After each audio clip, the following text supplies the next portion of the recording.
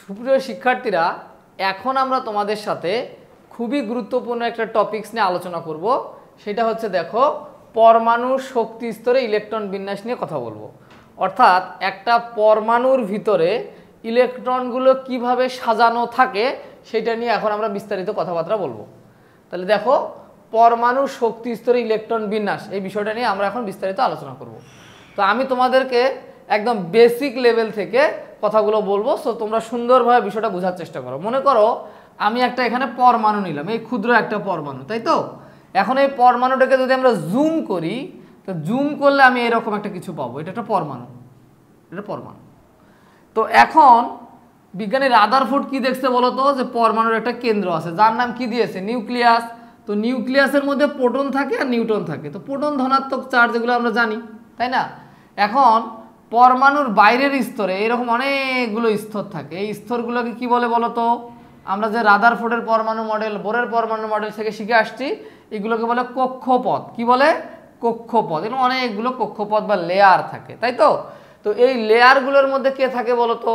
এই লেয়ারগুলোর মধ্যে থাকে ইলেকট্রন। এই ইলেকট্রন থাকে, এগুলোর মধ্যে থাকে ইলেকট্রন, তাই তো? এরকম না বিষয়টা? হ্যাঁ।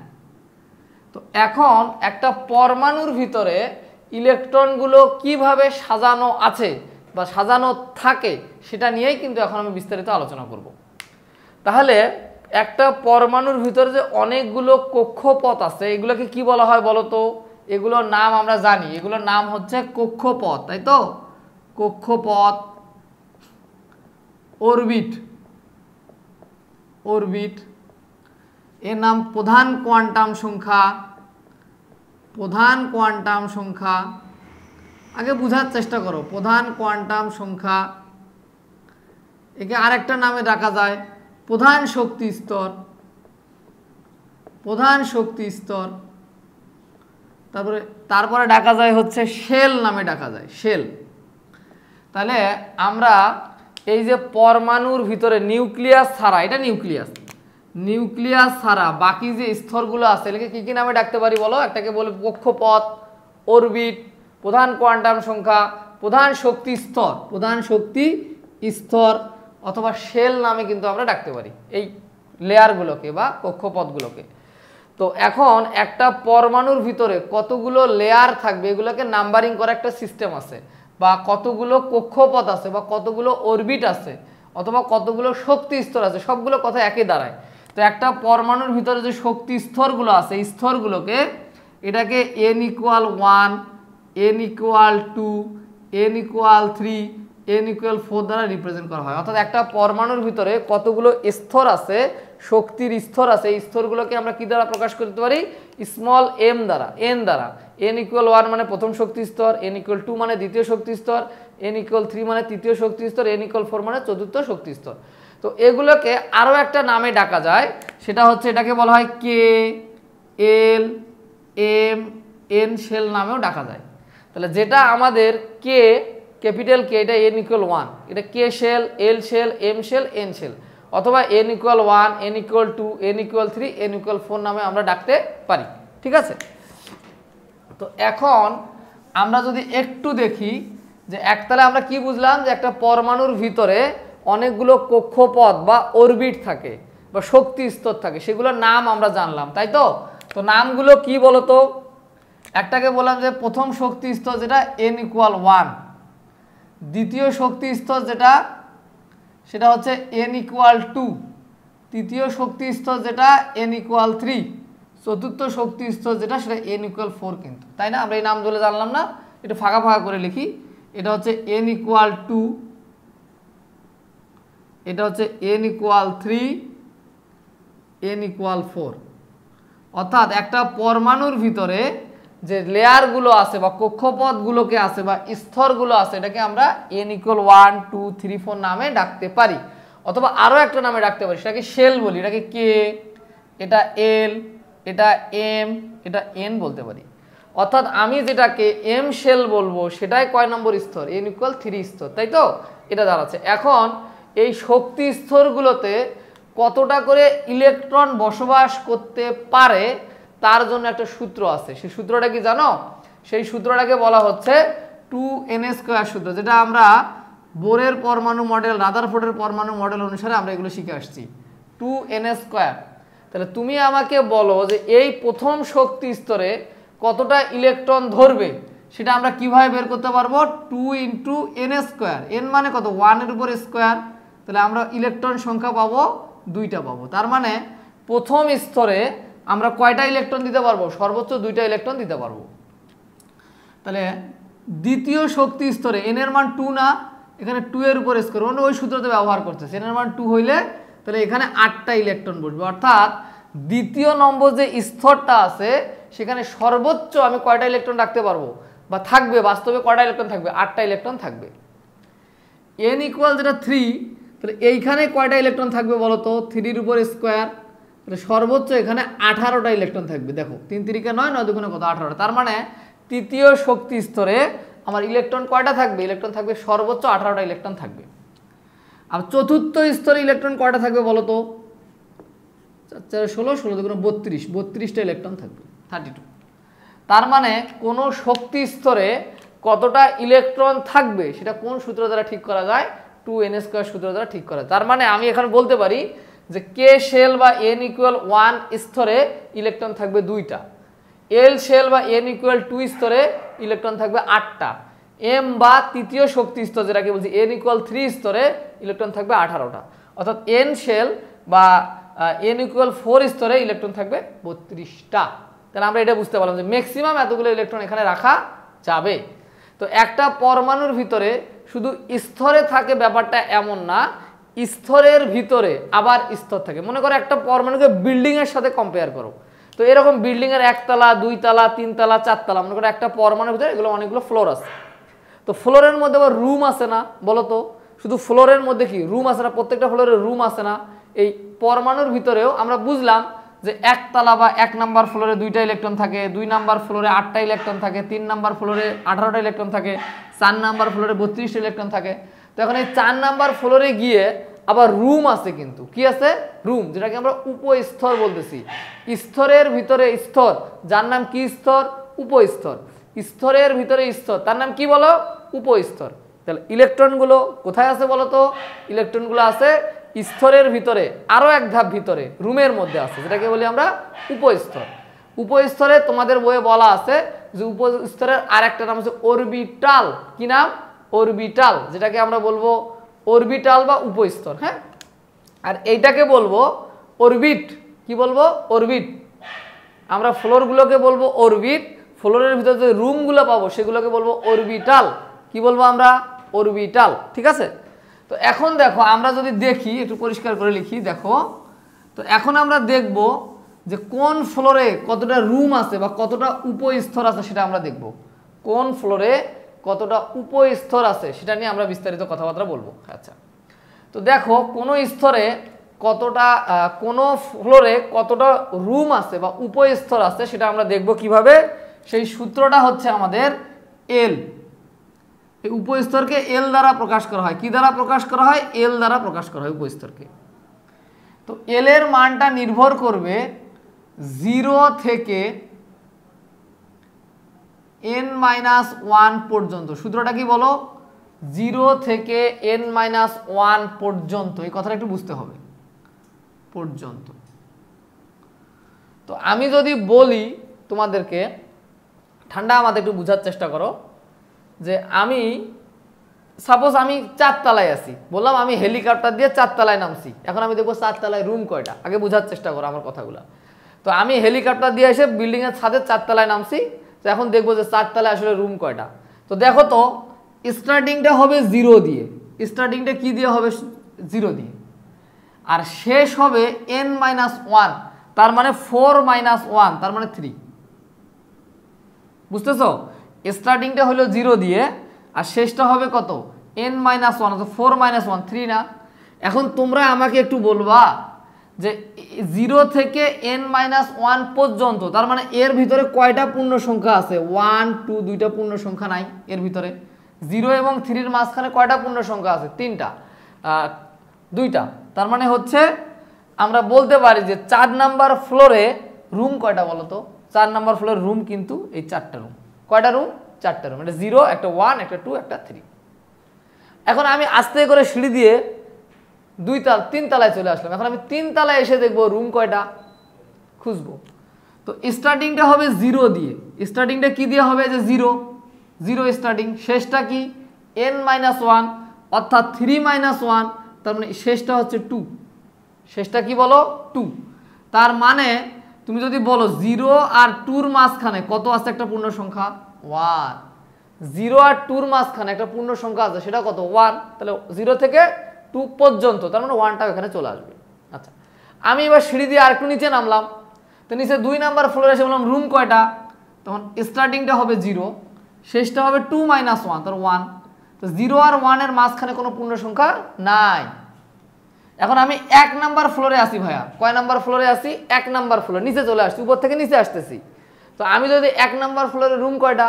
তো 1 নাম্বার ফ্লোরে রুম স্টার্টিংটা 0, শেষটাও 0। স্টার্টিংটাও 0, তখন 2টা 0 আমরা লিখবো না, আমরা লিখবো 1। তার মানে আমাকে যদি এখন বলতে বলো যে একটা পরমাণুর ভিতরে কতগুলো রুম থাকবে বা কতগুলো স্তরের ভিতরে উপস্তর থাকবে, সেটা কোন সূত্র ঠিক করে? 0 থেকে n-1, এটাকে বলি আমরা উপস্তর বা সহকারী কোয়ান্টাম সংখ্যা। ঠিক আছে? তো তোমরা আমার এই চ্যানেলে, গ্রিন অনলাইন স্কুল চ্যানেলে, তোমরা কোয়ান্টাম সংখ্যার উপর স্পেশালি একটা ভিডিও পাবা। তোমরা এই ক্লাসটা অবশ্যই ফলো করবা সবাই।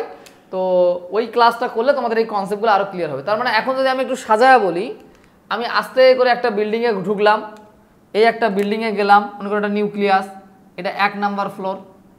তো 1 নাম্বার ফ্লোরে গিয়ে দেখতেছি রুম হচ্ছে 0টা না, মনে করো একটা ফ্লোরে গেট দিয়ে তুমি ঢুকে দেখলা চারপাশে বাউন্ডারি ওয়াল দেওয়া। তো বাউন্ডারি ওয়ালটা পুরোটা গ্যারেজ, যেটাকে আমরা গ্যারেজ বলি বা পার্কিং বলি, মনে করো এটা পুরোটা মিলে একটা রুম। 0 না, এটাকে বুঝবো আসলে কয়টা রুম? একটা রুম, পুরোটা ফ্লোরটা একটা রুম। এটাকে এইভাবে চিন্তা করবো, বাউন্ডারি ওয়াল দেওয়া শুধু। ঠিক আছে? এখন আমি 2 তলায় উঠলাম, আস্তে করে সিঁড়ি দিয়ে কয় তলায় উঠলাম? 2 তলায়। তো 2 তলায় উঠে দেখতেছি 2টা রুম, একটা 0 একটা 1 রুম। কি রুম পাচ্ছি? একটা 0 একটা 1 রুম। আমি আস্তে করে সিঁড়ি দিয়ে 3 তলায় যখন উঠলাম, তখন দেখলাম 3 তলায় উঠে দেখলাম রুম কয়টা? প্রথমটা 0, একটা 1, একটা 2। তার মানে এখানে কয়টা রুম? টোটাল 3টা হচ্ছে রুম। আমি যখন 4 তলায় উঠলাম, তখন দেখলাম 4 তলায় রুম কয়টা? 4 তলায় রুম কিন্তু হচ্ছে 4টা। অর্থাৎ প্রত্যেকটা ফ্লোরের এগেইনস্টে রুম আছে, প্রত্যেকটা ফ্লোরের এগেইনস্টে কি আছে? রুম আছে। সেই কথাগুলো এখানে বলা। রুম সংখ্যা বের করবা কেমনে? 0 থেকে n-1 পর্যন্ত। তাহলে এই যে প্রথমটা হবে 0, শেষটা হবে n-1। তো n-1 মানে কি? n-1 মানে বুঝতে হবে যে লাস্টেরটা হচ্ছে এই যে 3-1, 4-1, অর্থাৎ 3, এর মাঝখানে যতটা পূর্ণ সংখ্যা আছে এইটা। তো আমরা বুঝলাম যে কোন ফ্লোরে কয়টা রুম আছে, এটা কোন সূত্র ঠিক করে দিচ্ছে? এটা 0 থেকে n-1, এই সূত্রটা কিন্তু ঠিক করে দিচ্ছে। ঠিক আছে? তো এখন আমরা ফ্লোরসে রুম সংখ্যা পেয়ে গেলাম। এখন আমি এটাকে একটু সাজাই লিখবো। হ্যাঁ, একটু সাজাই লিখবো, তোমরা এতটুকু সুন্দর করে উঠায় রাখো। তো এখন আমি জাস্ট এই সংখ্যাগুলোকে এইভাবে না লিখে আমি একটু এই দিকে পরিষ্কার করে লিখতে চাচ্ছি। হ্যাঁ, পরিষ্কার করে লিখতে চাচ্ছি। তো দেখো কি দাঁড়ায়। এখন আমি বলতে চাচ্ছি যে n এর মান, l এর মান 0 থেকে n-1 পর্যন্ত, এখানে কিন্তু 0। l এর মানটা এখানে কত বলো তো? প্রথমটা 0, লাস্টেরটা 1 পাইছিলাম, নিচে নিচে লিখতেছি, আর কিছুই না।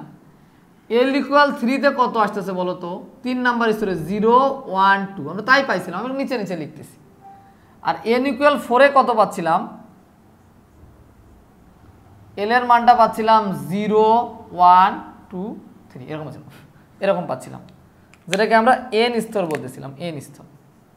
ঠিক আছে?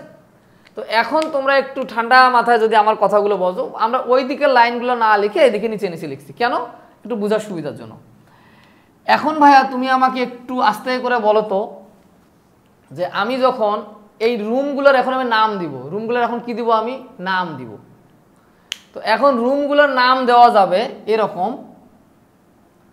প্রথমে আমরা দেখব l এর মানের উপর এদের নাম আছে। তো l এর মানটা 0 হইতে পারে, 1 হইতে পারে, 2 হইতে পারে, 3 হইতে পারে। l এর মান 0।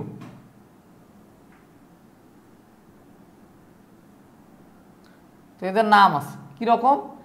l এর মান যখন 0, তখন এর নাম দিব s। কি নাম দিব ভাইয়া? s। s মানে হচ্ছে শার্প, শার্প মানে তীক্ষ্ণ। এল এর মান যখন 1 তার নাম দিব পি, তার নাম প্রিন্সিপাল। এল এর মান যখন 2 তার নাম দিব আমরা ডি, ডি মানে ডিফিউজ, DIFFUS, ডিফিউজ। আর এল এর মান 3 হলে তার নাম দিব এফ, যার নাম হচ্ছে ফান্ডামেন্টাল। তো এগুলো আমরা জাস্ট রুমগুলোর নাম দিব। হ্যাঁ, রুমগুলোর আমরা কি দিব? নাম দিব, শার্প, প্রিন্সিপাল, ডিফিউজ, ফান্ডামেন্টাল। এখন আমরা ক্ষার ধাতু চিনি কিনা জানি না। মনে করো সোডিয়াম একটা ক্ষার ধাতু, পানির সাথে বিক্রিয়া করে ক্ষার বানায়। তো এদের উপর বিজ্ঞানীরা আলো ফেলছে, আলো ফেলার পর এখান থেকে 4 ধরনের রেখা তৈরি হয়েছে। ক্ষার ধাতুগুলোর উপর আলো ফেলানোর পর ওখান থেকে 4 ধরনের রেখা বের হয়েছে। একটা রেখা খুবই তীক্ষ্ণ আলোক রশ্মি, যার নাম শার্প। একটা প্রধান রেখা বের হয়ে গেছে, যার নাম প্রিন্সিপাল। একটা আলোক রশ্মি চারিদিকে ছড়ায় ছিটায় যাচ্ছে কিছু আলোক, যাকে ডিফিউজ, মানে এলোমেলো হয়ে যাচ্ছিল, বিক্ষিপ্ত হয়ে যাচ্ছিল। আর কিছু মৌলিক রেখা পাইছিলাম, যার নাম ফান্ডামেন্টাল। তাহলে এই যে ক্ষার ধাতুগুলোর উপর আলো ফেলানোর পর এখান থেকে 4 ধরনের আলোক রশ্মি বের হয়, একটা শার্প, প্রিন্সিপাল, ডিফিউজ, ফান্ডামেন্টাল। তো এখান থেকে SPDF নাম রাখা হয়েছে। এখন আমরা রুমগুলোর নাম্বারিং করব, নাম দিব, রুমগুলোর কি দিব? নাম দিব। তাহলে 1 নাম্বার ফ্লোরের রুমটাকে আমরা এস বলে ডাকবো, কারণ এল এর মান 0 হলে তার নাম কি? এস। 2 তলার রুমটাকে আমরা এস, আর 1 হলে তাকে পি বলে ডাকবো। 3 তলার রুমটাকে বলবো আমরা SPD বলতেছি, আমরা রুমের নাম দিচ্ছি ভাইয়া। 4 তলার রুমগুলোকে নাম দিচ্ছি, দেখো এটা তো এল এর মান, তাই না? SPDF। এখন আমরা রুমগুলোর নাম দিলাম, রুমগুলোর কি দিলাম? নাম দিলাম, SPDF নামকরণ করলাম। এখন আমাকে কেউ জিজ্ঞেস করতেছে, বিল্ডিংয়ের নিচে আমি দাঁড়ায় আছি, কেউ আমাকে বলে এই তুই কত নম্বর রুমে থাকিস? তাই বললাম আমি এস নম্বর রুমে থাকি। এস, তো দেখো তো প্রত্যেক ফ্লোরে এস আছে না? তাহলে এটা দ্বারা কি বোঝা যায় যে আমি কোন ফ্লোরে আছি? আমার এক্স্যাক্ট লোকেশন বোঝা যায় না। তাহলে যেমন তোমরা অনেক বাসা বাড়িতে দেখবা 101, 201, 301, এটা দ্বারা কি বোঝায়? যে 101 মানে নিচতলার 1 নাম্বার রুম, 201 মানে 2 তলার 1 নাম্বার রুম, 301 মানে 3 তলার 1 নম্বর রুম। তেমনি আমরা এই এস রুম বললে আসলে বোঝা যাবে না আমি কোন নম্বর ফ্লোরে থাকি, সেজন্য তার আগে আমাকে এই ফ্লোর সংখ্যাগুলো লাগাই দিতে হবে, স্তর সংখ্যাগুলো কি করতে হবে? লাগাই দিতে হবে। তাহলে আমি বলতে পারবো আমি 1S নাম্বার রুমে থাকি, তখন বোঝা যাবে আমি 1 নাম্বার ফ্লোরের এস নাম্বার রুমে থাকি। তাহলে এটা যেহেতু 2 নাম্বার স্তর, 2 তলা, এই জন্য 2 লাগাই দিব। এটা যেহেতু 3 তলা, সেজন্য 3 লাগাই দিব, 3 লাগাই দিব। এটা যেহেতু 4 তলা, এই জন্য 4S, 4P, 4D, 4F লাগাই দিব। তাহলে এখন কিন্তু আমি অনায়াসে বলতে পারবো এই তুই কোথায় থাকিস? আমি বলবো আমি 2P-তে থাকি, তার মানে বোঝা যাচ্ছে আমি P নাম্বার রুমে থাকি, বাট এটা কয় তলায়? 2 তলায়। আমাকে যদি বলা হয় আমি 4D নম্বর রুমে থাকি, তাহলে আমি 4 তলায় D নম্বর রুমে থাকি। তাহলে এই যে ইলেকট্রনগুলো রুম নাম্বারিং আমরা করে ফেললাম। আমরা কি করে ফেললাম? ইলেকট্রনগুলো কত নম্বর রুমে আছে সেটা আমরা বের করলাম, অর্থাৎ উপশক্তি স্তর বা অরবিটালের আমরা নাম দিয়ে ফেললাম। কি দিয়ে ফেললাম? নাম দিয়ে ফেললাম। তো নামগুলো ওইখান থেকে আসছে, শার্প, প্রিন্সিপাল, ডিফিউজ, ফান্ডামেন্টাল, এখান থেকে আসছে। তো এখন চলো এই উপস্তরগুলোর মধ্যেই তো ইলেকট্রন থাকে, তাই না? উপস্তরগুলোর মধ্যেই কে থাকে এরকম আমি একটু বলে নিই। দেখো, মনে করো এইটা হচ্ছে নিউক্লিয়াস, এটা প্রথম উপস্তর, এটা 1S, এটা দ্বিতীয় শক্তি স্তর, যার রুম নাম্বার কি বলতো? 2S, 2P, কারণ এটা দ্বিতীয় স্তর। আমরা একটু ভিতরে চলে যাচ্ছি। তাহলে তৃতীয় স্তরে কি কি থাকে? 3S, 3P, 3D। চতুর্থ স্তরে কি কি থাকে বলতো? 4S, 4P, 4D, 4F, এরকম থাকে। তার মানে স্তরের ভিতরে আমরা রুম দেখতে পাচ্ছি। স্তরের ভিতরে আমরা কি দেখতে পাচ্ছি? রুম। এটা 1 নম্বর ফ্লোরের 1S, এটা 2 নম্বর ফ্লোরের রুম, এটা 3 নম্বর ফ্লোরের রুম, এটা 4 নম্বর ফ্লোরের রুম। এখন এই স্তরগুলোর মধ্যেই ইলেকট্রন থাকে। এই উপস্তরগুলোর মধ্যে কি থাকে? রুমের মধ্যে কি থাকে? ইলেকট্রন থাকে। তো ইলেকট্রনগুলো পরমাণুর ভিতরে কিভাবে সাজানো আছে, ইলেকট্রনগুলো একটা পরমাণুর ভিতরে কিভাবে সাজানো আছে এটার জন্য একটা নিয়ম আছে, যাকে আমরা বলি আফবাউ নীতি। কি নীতি? আফবাউ নীতি। আমি একটু লিখে দিই, তোমরা লেখো সুন্দর করে। আফবাউ নীতি। এখন একটা পরমাণুর ভিতরে তো ইলেকট্রনগুলো এমনি এমনি সাজানো নাই, কোনো একটা সূত্রের সাহায্যে সাজানো আছে। সেই সূত্রটাকে আমরা বলবো আফবাউ নীতি। এই নীতিটা কি? তো ইলেকট্রন সমূহ, একটু লিখে ফেলো, ইলেকট্রন, এটা তোমাদের বইয়েও আসছে, জাস্ট নীতির কথাটা বলা নাই, কিন্তু এই কথাটাই বলা আছে। ইলেকট্রন সমূহ নিম্ন শক্তির স্তর হতে উচ্চ শক্তির স্তরে, ইলেকট্রন সমূহ নিম্ন শক্তির স্তর হতে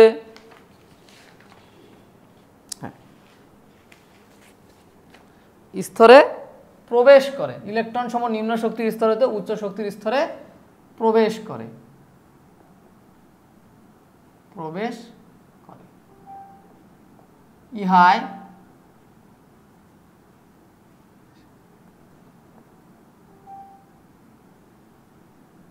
ইহাই আফবাউ নীতি, আফবাউ নীতি।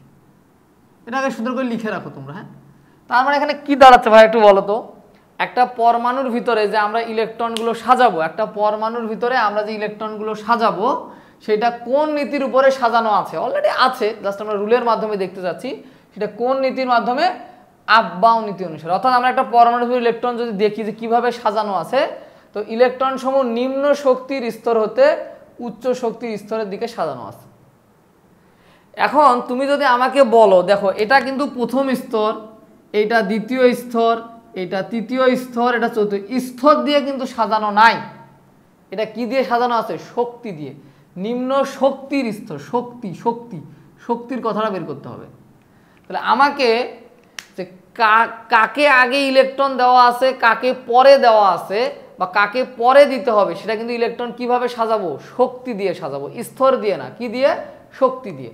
তো আমি তোমাদেরকে একটু দেখি, একটু বোর্ডের দিকে তাকাও। প্রথমে স্তরে কি আছে বলো তো? উপস্তর কি? 1s। তারপরের উপর স্তর কি? 2s 2p। দেখো তো ভালো করে, এখানে কত? 2s 2p। দ্বিতীয় স্তরে কত? 3s 3p 3d, তৃতীয় স্তর। এরপর 4s 4p 4d 4f, এরকম উপস্তর বা অরবিটাল না? দেখো তো এগুলা। হ্যাঁ, তো একটা পরমাণুর ভিতরে যখন আমি ইলেকট্রন সাজাবো তখন কি এই সিরিয়ালে যাব? এটা কিন্তু স্তর বা স্তর যাচ্ছে। এটা প্রথম স্তর, এটা দ্বিতীয় স্তর, এটা তৃতীয় স্তর, এটা চলছে। এভাবে কি সাজাবো? না, এটা শক্তি দিয়ে সাজাইতে হবে। কি? স্তর দিয়ে না। কি দিয়ে? শক্তি দিয়ে। তো শক্তি কিভাবে বুঝবো? শক্তি বের করার একটা রুলস, কে নিম্ন শক্তির, কে উচ্চ শক্তির। নিম্ন শক্তির থেকে উচ্চ শক্তির স্তরের দিকে সাজাইতে হয় একটা পরমাণুর ভিতরে ইলেকট্রন। তাহলে এটা বোঝার জন্য একটা রুলস আছে যার নাম n+l রুল। কি রুল বলো তো? n+l। কে নিম্ন শক্তির, কে উচ্চ শক্তির, এটা বোঝার জন্য একটা রুল আছে, যে রুলের নাম হচ্ছে n+l রুল। তো এই রুলটা কি দেখো তো? আমরা তো কিছুক্ষণ আগে এটা দেখেছিলাম যে এল এর মান 0 1 2 3 হইতে পারে। এটা মানে s, এটা মানে p, এটা মানে d, এটা মানে f। তাহলে এখন তুমি একটু বলো তো আমাকে যে নিম্ন শক্তির কে উচ্চ শক্তির, এটা বুঝবো কি দিয়ে? n+l সূত্র দিয়ে। তো এখানে এটা কিন্তু n এর মান ছিল, ভালো করে দেখো। 1টা কার মান ছিল? n এর মান। এর আমরা শক্তি মাপবো। কি মাপবো? শক্তি। তাহলে n এর মান 1, আর s এর জন্য l এর একটা মান আছে। দেখো মানটা কত? 0 না? s এর জন্য l এর একটা মান আছে, এটা 0। তাহলে এটা যোগ করে আসবে 1, অর্থাৎ আমরা এর শক্তি পাইলাম কিন্তু 1। n+l যোগ করে শক্তি কত পাইলাম? 1। আমরা এখন দ্বিতীয়টা শক্তি মাপবো, এর শক্তি মাপবো 2s এর। তাহলে এখানে 2s এর শক্তি, n এর মান 2, s এর জন্য l এর একটা মান আছে, এটা 0, এটা 2 আসবে, অর্থাৎ এর শক্তি পাইলাম 2। এখন একেও আমরা মাপবো, 2p কে। তাহলে 2+p এর জন্য l এর একটা মান আছে 1, আমরা শক্তি মাপতেছি, এটা আসবে কিন্তু কত? 3। তার মানে এর শক্তিটা হচ্ছে 3। আমরা এর শক্তি মাপবো, তাহলে দেখা যাচ্ছে 3+0, এটা কত আসবে? 3 আসবে। একেও n+l অ্যাপ্লাই করো, 3+1 4 আসবে। একেও n+ অ্যাপ্লাই করো, 3+2 5 আসবে। একেও অ্যাপ্লাই করো, একে 4 আসবে। একে অ্যাপ্লাই করলে 5 আসবে। একে এটা গেলে 5 আসবে, 6 আসবে, একে অ্যাপ্লাই করলে কত আসবে 7 আসবে।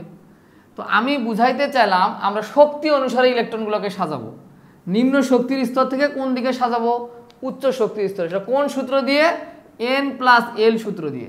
তো n+l যোগ করে যে ছোট সেই নিম্ন শক্তির, n+l যোগ করে যেটা বড় সেটাই উচ্চ শক্তির। তাহলে বুঝবো কেন কে নিম্ন শক্তির কে উচ্চ শক্তির, n+l যোগফল যার ছোট সে নিম্ন শক্তির, n+l যোগফল যার বড় তার উচ্চ শক্তির। এখন নিম্নর দিক থেকে উচ্চর দিকে আমরা রুমগুলোকে সাজাবো।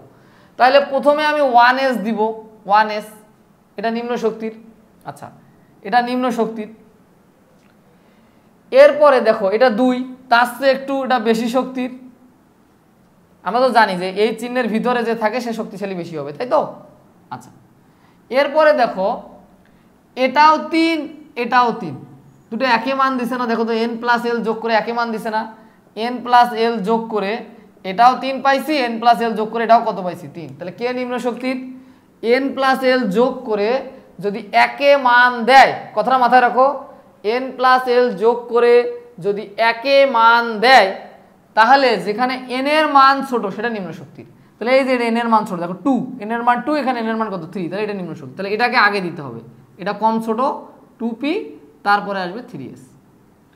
আবার ভালো করে দেখো তো, এইখানে একটু খেয়াল করো তো, এটাও যোগ করে 4, এটাও যোগ করে 4, তাহলে দুটা যোগ করে তো 4 হয়েছে। তাহলে কারে আগে দিবা কারে পরে দিবা?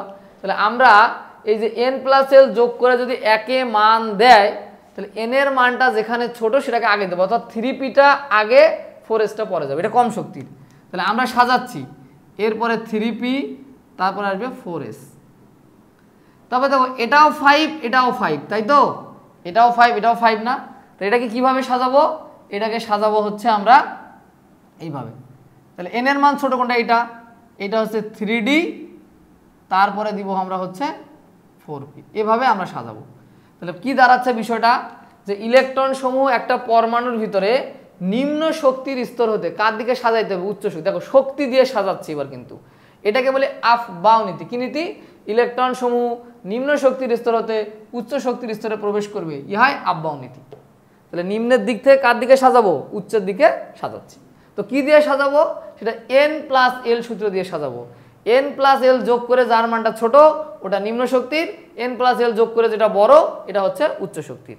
তো n+l যোগ করে যদি একই মান দেয়, n+l যোগ করে যদি একই মান দেয় তাহলে যখন n এর মানটা যেখানে ছোট সেটা নিম্ন শক্তির, আর যেটা n এর মানটা বড় সেটা কি, n+l যোগ করে যেটা n এর মান বড় সেটা হচ্ছে উচ্চ শক্তির। তো এভাবে যদি আমরা চারটাকে সুন্দরভাবে সাজাই, তো সাজাইলে আমরা এই লাইনটা একটা লাইন পাবো যেটাকে আমরা কর্ণ সম্পর্ক বলি। তো চলো ওই বিষয়টা আমরা একটু দেখে নিই।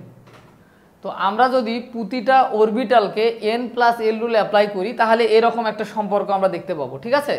তো এইটাকে আমরা অনেক সময় অরবিটালের কর্ণ সম্পর্ক বলেও ডাকি, যেটা তোমাদের বইয়েই দেওয়া আছে। এই যে এখানে দেওয়া অরবিটালের কর্ণ সম্পর্ক, এখানে তোমাদের বইয়ে বিষয়টা দেওয়া আছে। তাহলে দেখো আমরা যে n+l দিয়ে যে লাইনটাকে সাজালাম শক্তি স্তর অনুসারে, শক্তি অনুসারে, স্তর না, কি অনুসারে, শক্তি, শক্তি। তো সেটাকে এইভাবে লেখা যায়। দেখো প্রথমটা n, এটাকে যদি আমি প্রথম স্তর বলি এটা 1s, তারপরে দেখো তো এইভাবে কোনাকুনি আসলে কি হবে, তারপরে আসবে 2s, তারপরে কি আসবে বলো তো, এটাকে যদি সাজাই 2p, তারপরে 3s, এটাকে যদি এভাবে সাজাই দেখো তো, তারপরে আসবে 3p 4s, এইভাবে যদি সাজাই তাহলে কি দাঁড়ায় দেখো তো, 3d 4p 5s চলে আসে। তারপর এটাকে যদি এই দিকে সাজাই তাহলে কি দাঁড়ায়, 4d 5p 6s চলে আসে।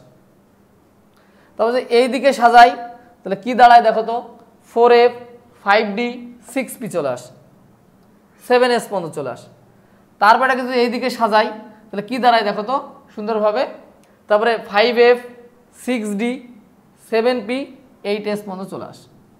তো এই যে আমরা n+l রুল অ্যাপ্লাই করার পর যেভাবে অরবিটালগুলোকে শক্তি দিয়ে সাজালাম, কি দিয়ে সাজালাম, শক্তি দিয়ে, এটাকে চাইলে আমরা এই যে অরবিটালের কর্ণ সম্পর্ক দিয়েও সাজাতে পারি। তো আমি যদি প্রত্যেকটাতে n+l রুল অ্যাপ্লাই করে করে করে করে দেখি তবেও আমাদের এই জিনিসটাই তৈরি হবে, n+l অ্যাপ্লাই করলে এই লাইনটাই তৈরি হবে। এটা অরবিটালগুলোকে শক্তি অনুসারে সাজাইছি, নিম্ন শক্তির স্তর হতে উচ্চ শক্তির স্তরে সাজাইছি। এই লাইনটা তোমরা ঠোঁটস্থ যদি করতে পারো, মুখস্থ ঠোঁটস্থ যদি করতে পারো, এই লাইনটা কিভাবে আসছে আমি দেখালাম। প্রত্যেকটাতে n+l অ্যাপ্লাই করলে এই লাইনটাই তৈরি হবে। অথবা তুমি চাইলে এখান থেকে ইজিলি কি করতে পারবা, বের করতে পারবা, যেটা তোমাদের বইয়েও দেওয়া আছে। এখন তোমরা আমাকে একটু কথা বলবা সুন্দরভাবে, সেইটা হচ্ছে যে ইলেকট্রন সমূহ নিম্ন স্তর হতে উচ্চ শক্তির স্তরে যাবে। তো এইটা যে রুলস অনুসারে সাজানো আছে, যেটাকে আব্বাও নীতি বলতেছি, তো এইটা অনুসারে এই লাইনটা সুন্দর করে সাজানো আছে। তো এখন তোমরা এই লাইনটাকে আগে সুন্দর করে তোমরা মুখস্থ করবা, খাতায় লিখে কি করবা, মুখস্থ করবা, তাহলে তাড়াতাড়িতে তোমরা যে কোনো মৌলিক ইলেকট্রন বিন্যাস করতে পারবা। তো এখন দেখো, এখন আমি তোমাদের কিছু বলি। তো আমরা তো বুঝলাম যে অরবিটালগুলোকে শক্তি অনুসারে সাজাই ফেললাম। এরপর কি, এরপর আমি আর একটা জিনিস একটু দেখাই। আচ্ছা বোঝো আস্তে আস্তে। তো এখন হিসাবটা হচ্ছে যে আমি তো পেয়ে গেলাম এস, পি, ডি, এফ, এগুলো তো পাইলাম না। তো আমরা আসলে এস এর মধ্যে কয়টা ইলেকট্রন দিতে পারবো, ম্যাক্সিমাম 2টা। পি ঘরে সর্বোচ্চ কয়টা ইলেকট্রন রাখতে পারবো, 6টা। ডি ঘরে মানুষ ঘুমাইতে পারবে 10টা, এফ ঘরে মানুষ ঘুমাইতে পারবে 14টা। তো এটা আমরা মুখস্থ জানি অনেকে। এস হইলে 2টা ইলেকট্রন দাও, এস নম্বর রুমে 2টা ইলেকট্রন থাকতে পারবে, পি নম্বর রুমে 6টা ইলেকট্রন থাকতে পারবে, ডি নম্বর রুমে 10টা ইলেকট্রন থাকতে পারবে, এফ নম্বর রুমে 14টা ইলেকট্রন থাকতে পারবে। তো এটা আমাকে যদি বলে এটা প্রমাণ করে দাও যে এস রুমে 2টা ইলেকট্রন থাকবে, পি রুমে 6টা ইলেকট্রন থাকবে, আর হচ্ছে ডি রুমে 10টা ইলেকট্রন থাকবে, এটা প্রমাণ করো। তাহলে এটাকে উপস্তরের ইলেকট্রন ধারণ ক্ষমতা লিখবো। উপস্তরের, উপস্তর বা অরবিটালে সর্বোচ্চ ইলেকট্রন ধারণ ক্ষমতা, ইলেকট্রন ধারণ ক্ষমতা। উপস্তর বা অরবিটালে, তাহলে আমাকে যদি বলা হয় এস অরবিটালে, এস অরবিটালে ইলেকট্রন সর্বোচ্চ, কথাটা লিখে দিই, অরবিটালে সর্বোচ্চ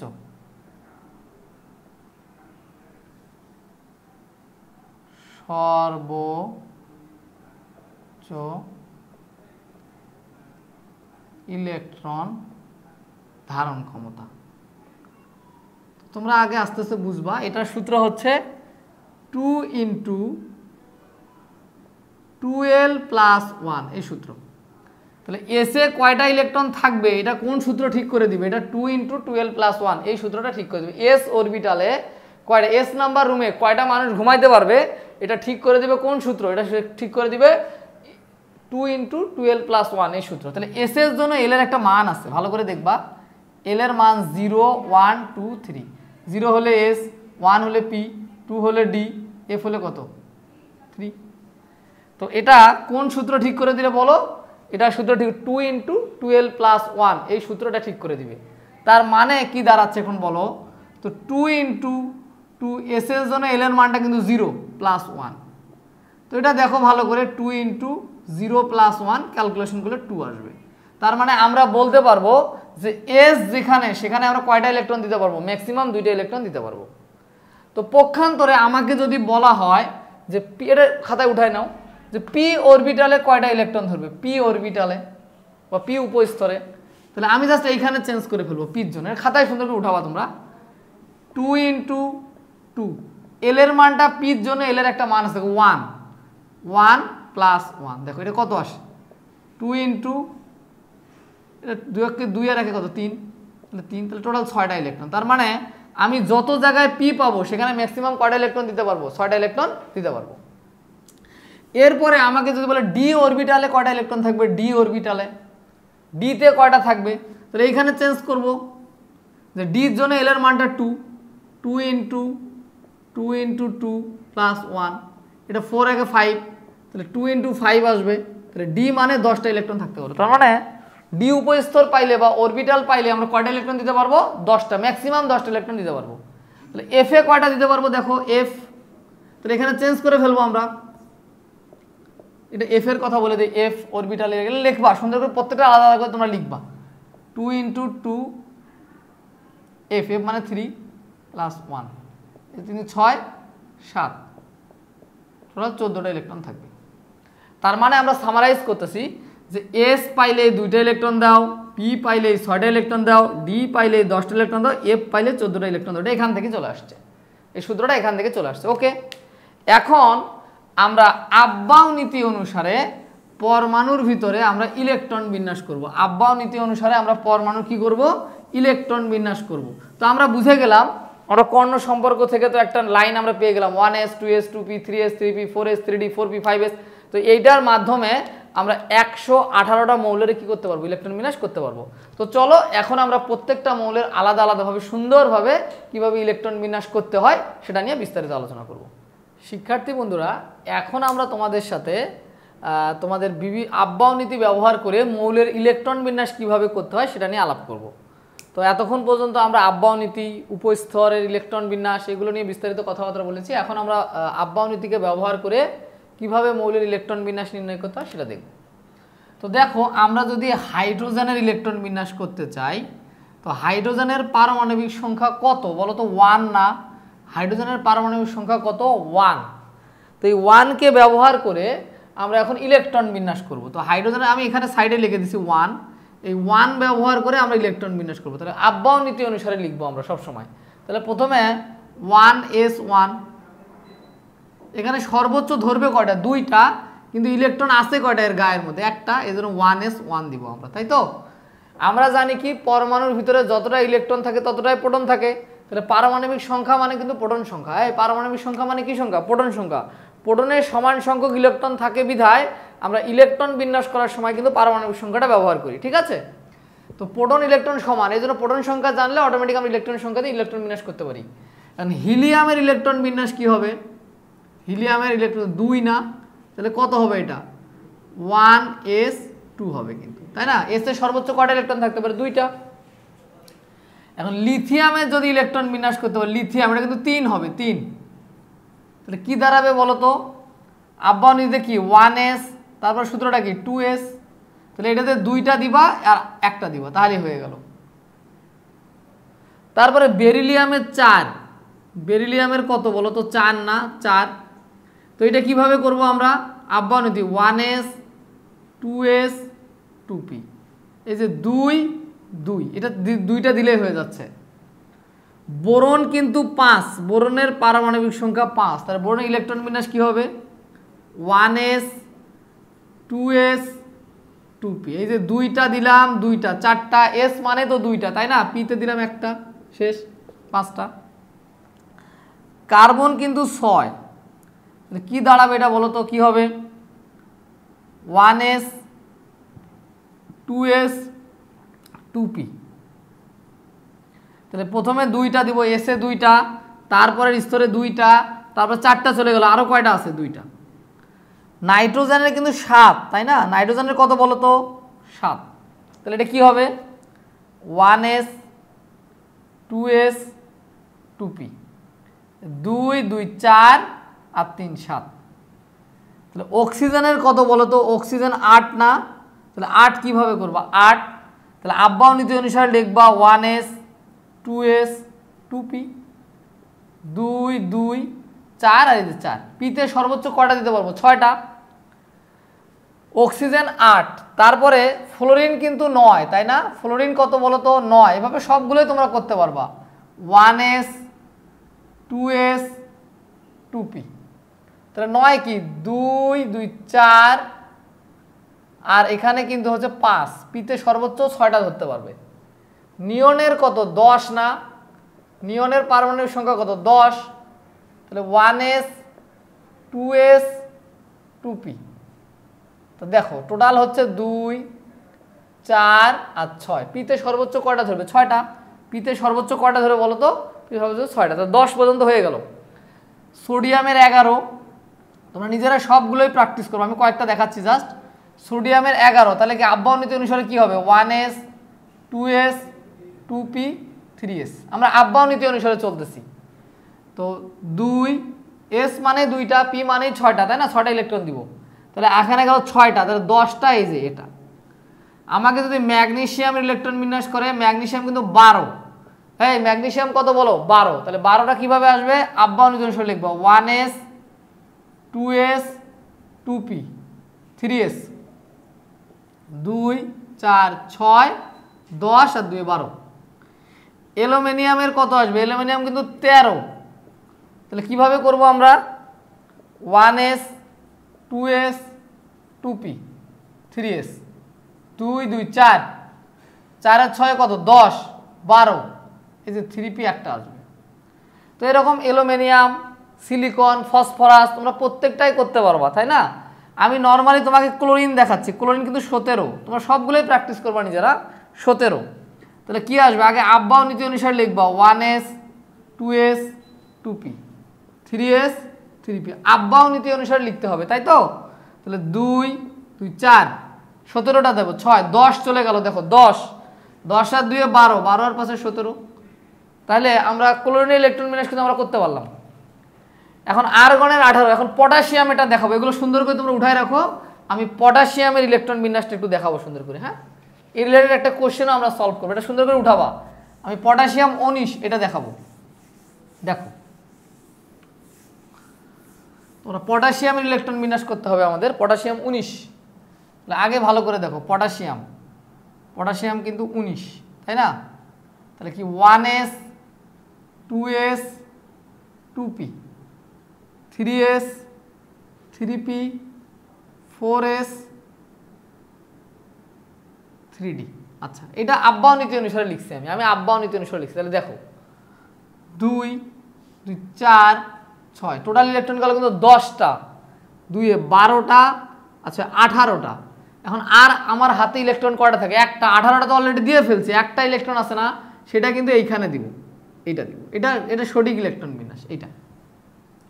তো পটাশিয়ামের ইলেকট্রন বিন্যাস এইটা, কিন্তু এখানে 3d নামে একটা স্তর থাকবে যেটা ব্যবহার হয়নি। এখন আমার প্রশ্ন হচ্ছে, দেখো আমরা যে আপ বাউ নীতি না সাজাতাম তাহলে কি হতো, বিষয়টা একটু বোঝার চেষ্টা করো। 1s 2s 2p এটা 1 নাম্বার স্তর, এটা 2 নাম্বার স্তর, 3s 3p 3d এটা 3 number, 4s 4p 4d 4f।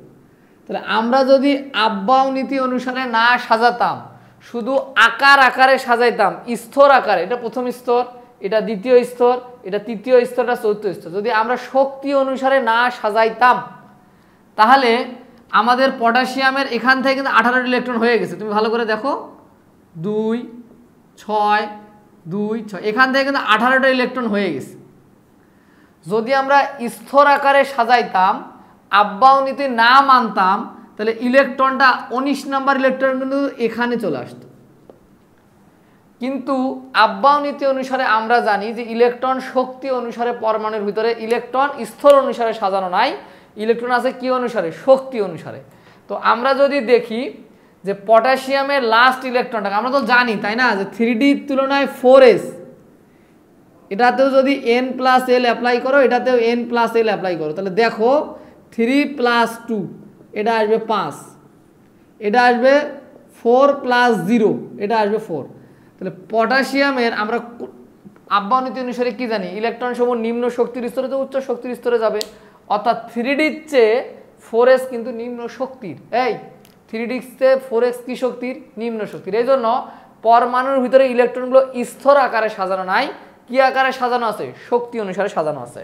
সেজন্য তোমাদের বই একটা কোশ্চেন দেখবা যে পটাশিয়ামের 19তম ইলেকট্রনটি, এই যে তোমাদের বই এখানে লেখা আছে, ভালো করে দেখবা, পটাশিয়ামের সর্বশেষ 19তম ইলেকট্রনটি 3d অরবিটালে না গিয়ে 4s এ যায় কেন, ব্যাখ্যা করো। এই যে আমি লিখে দিই, পটাশিয়াম এর 19তম মানে 19 নাম্বার ইলেকট্রনটি, কোশ্চেনটা খুবই মাথায় রাখবা, ইলেকট্রনটি 3d অরবিটালে না গিয়ে, অরবিটালে না গিয়ে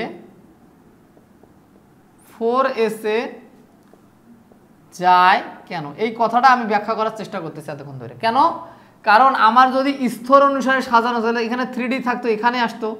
যেহেতু আমার স্তর অনুসারে ইলেকট্রন সাজানো হয় না, ইলেকট্রন সাজানো হয় কি অনুসারে, শক্তি অনুসারে, তো 3d সে 4s নিম্ন শক্তি, 3d से 4s কম শক্তির।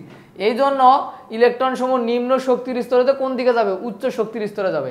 এই জন্য পটাশিয়ামের 19 নাম্বার ইলেকট্রন, এখান থেকে 18টা শেষ, 19 নাম্বার ইলেকট্রনটা আব্বাও নীতি অনুসারে নিম্ন শক্তির স্তর 4s হওয়ার কারণে ইলেকট্রনটা নিম্ন শক্তির স্তর 4s এ যায়, 3d তে না যায়। আমি আবারও বলছি, পটাশিয়ামের 19তম ইলেকট্রনটি 3d তে না গিয়ে 4s এ যায় কেন? পটাশিয়ামের 19তম ইলেকট্রনটি 3d তে না যাওয়ার কারণ হচ্ছে 4s এর তুলনায় 3d শক্তি বেশি, এর শক্তি বেশি, এর শক্তি কম। n+l অ্যাপ্লাই করার পর, আবারও বলো কি অ্যাপ্লাই করার পর? n+l অ্যাপ্লাই করে দেখবা এটা নিম্ন শক্তির, এটা উচ্চ শক্তির। আব্বাও নীতি কি বলছে? ইলেকট্রন সমূহ নিম্ন শক্তির স্তরেতে কার দিকে যাবে? উচ্চ শক্তির স্তরে যাবে। সেজন্য পটাশিয়ামের 19তম ইলেকট্রনটি 3d তে না গিয়ে 4s এ যায়, তার কারণ হচ্ছে 4sটা নিম্ন শক্তির, 3dটা হচ্ছে উচ্চ শক্তির। আশা করি তোমরা ব্যাপারটা বুঝতে পারছো যে পটাশিয়ামের 19তম ইলেকট্রনটি 3d অরবিটালে না গিয়ে 4s এ যায় কেন? কারণ 4s নিম্ন শক্তি 3dর তুলনায়। সে তো আকার দিয়ে আমরা পরমাণুর মধ্যে ইলেকট্রন সাজাই না, ইলেকট্রন সাজাই হচ্ছে শক্তি দিয়ে, শক্তি দিয়ে। আশা করি তোমরা ব্যাপারটা আমার বুঝতে পারছো। তো এই কোশ্চেনটা তোমাদের বইয়ে সৃজনশীলে চলে আসবে যে পটাশিয়ামের 19তম ইলেকট্রনটি 3d অরবিটালে না গিয়ে 4s এ যায় কেন? তখন ব্যাখ্যা করবা, ওটাতে n+l লাগাই দিবা, এটাতে n+l লাগাই দিবা, দেখবা 4sটা নিম্ন শক্তির আর 3dটা উচ্চ শক্তি। তো আমি বলবো আব্বাও নীতি অনুসারে ইলেকট্রন সমূহ নিম্ন শক্তির স্তরে কোন দিকে যায়? উচ্চ শক্তির স্তরে যায়। সেজন্যই পটাশিয়ামের 19 নম্বর ইলেকট্রনটা 3d তে না গিয়ে 4s এ যায়। সাজাই গোছায় লিখে ফেলবো, ঠিক আছে? এখন আমরা যদি ক্যালসিয়াম আঁকাই 20, তাহলে জাস্ট কি হবে? 1s 2s 2p 3s 3p 4s 3d। তাহলে 2 2 6 2 আর 2 4 6 10 12 18 এই 20, এটা লাগবে না। এখন এইভাবে আমরা যদি ইলেকট্রন বিন্যাস করতে করতে ক্রোমিয়ামে যাই, ভালো করে খেয়াল করবা, এটা একটা ব্যতিক্রম ইলেকট্রন বিন্যাস, এদিকে নজর দাও। এইটা একটা ব্যতিক্রম ইলেকট্রন বিন্যাস। ক্রোমিয়াম কিন্তু 24, ক্রোমিয়াম কত বলো তো? 24, এটা মাথায় রাখবা।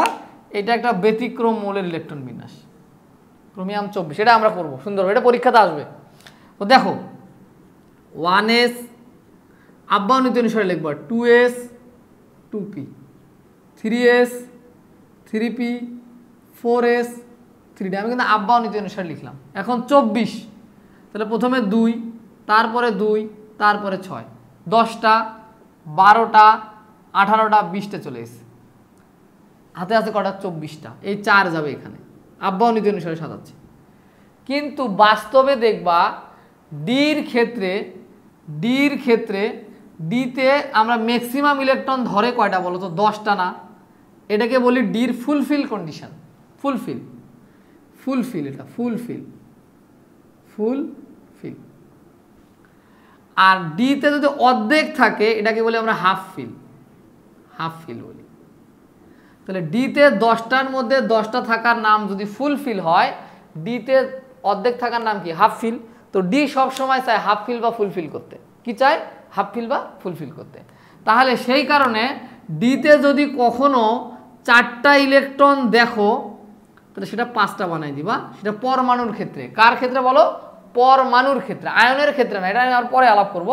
তো পরমাণুর ক্ষেত্রে ডিতে যদি 4টা ইলেকট্রন থাকে, সেটা আগের একটা স্তর থেকে একটা ইলেকট্রন নিয়ে এটা তৈরি করে দিবে। এটাকে বলে ডির হাফ ফিল কন্ডিশন। কি কন্ডিশন? Half fill condition.